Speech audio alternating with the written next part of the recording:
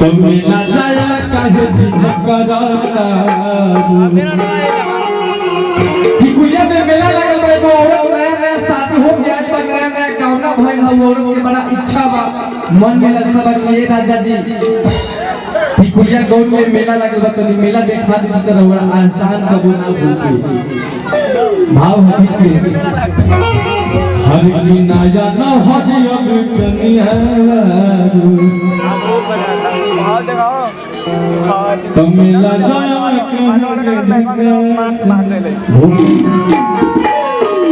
हम भोग ताने ताने तू काहे आंख मारत है भाई काका न जब दो बार हुए हम हुए जब हम भोग ताने ताने आंख मारता लाइन मार करो हर दिन आया नौ हरी न भिगनिया तो मेला जाए लकह जी भिगरता अरे कि हमारा के डलबू धनिया कि हमारा के डलबू धनिया अरे झूठहू के झमेला तो धनिया भुला जाइबू हई कुलिया के भजन के बीच बीच में ताली बजाओ का सब ठीक ना ताली बजाओ बा कि नया न हरी अभी दुनिया नया न हरी अभी दुनिया मेला जाए न कहे हमारा के चलबू भनिया हमारा के चलबू भनिया अरे कि हमारा के चलबू भनिया कि झूठा होगा ढमे तो धनिया भूल जाएगी कुलिया धनिया भूल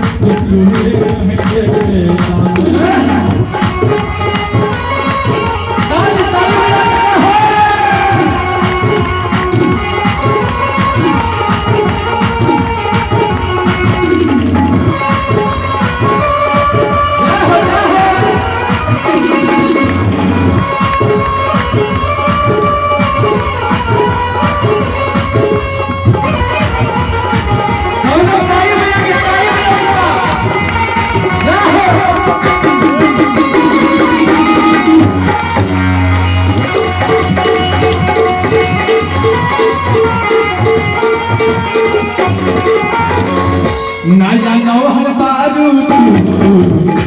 जानी कला वही के हम बाबा के जपात कला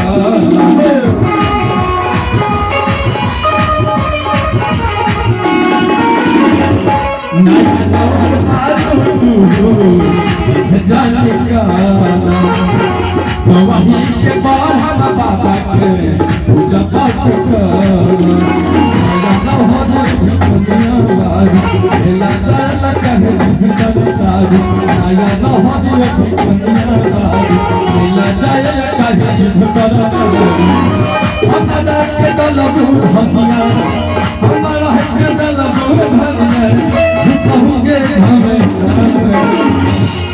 लेकिन हम लोग ताली नहीं बजाओ तो बाजा ना बजा भाई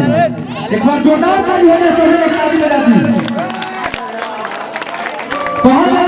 धीरे धीरे बढ़े उहे प्यार है और समय पर साथ देवेला उहे प्यार है जे हनुमान जी के दरबार में ताली ना बजावे कुछ पक्का गद्दार है भाई को और ताली बजावे एगो सखी हो गया ताली बजावे एगो लूल हो गेला हां जी ताली ताली ताली की बजा बहाली हाली हर की ताली ताली ताली बजा बहाली हाली अरे कि दोनों हाथ ऊपर उठा के समझ दोनों हाथ उठा ली आ जेना उठावे हाथ ओकर सातों विधियां ना भाई हां जेना उठावे हाथ ओकर सातों विधियां ना जेना उठावे हाथ ओकर सस्ता में आवे भैरवनाथ हां उठा ले बनी रउआ हंसत आदमी बुझा था कि थोड़ी भूकंप अरे वो हंसी ले तो बुझाला कि हम भैंसी फूल गई बा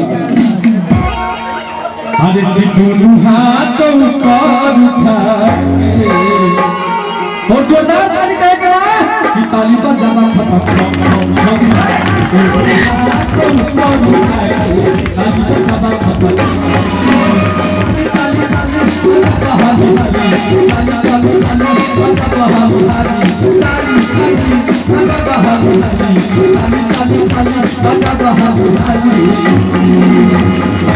अरे दोनों हाथ ऊपर उठा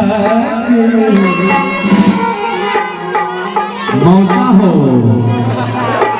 ताली बजावे के मन नहीं है हम तक आवत रानी ने रहो तक रानियों में हरे दिए ने ओने ताकला से कुछ ना होई तो ये ओने ताकला से कुछ ना होई तो जब ले ताली ना और जब ले ताली ना बजे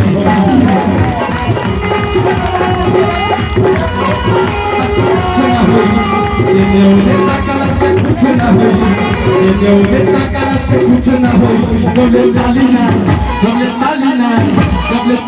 बजे बाबा कुछ ना होई जब ले ताली ना बजे बाबा कुछ ना होई